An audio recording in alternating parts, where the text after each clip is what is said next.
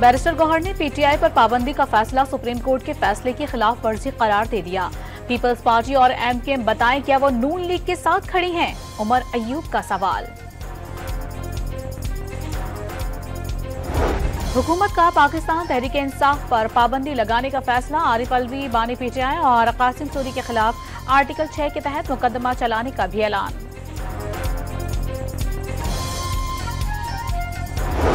इंसानी हुकूक कमीशन का पीटीआई पर पाबंदी का फैसला फौरी वापस लेने का मुतालबा। एचआरसीपी ने हुकूमती फैसला हैरान कुन करार दे दिया। इस्लामाबाद हाई कोर्ट ने सनम जावेद की जुमेरात तक गिरफ्तारी रोक दी। तमाम मुकदमात का रिकॉर्ड तलब, वो घर जाएं और खामोश रहें। जस्टिस मियां गुल हसन औरंगजेब की वकील सफाई को हिदायत।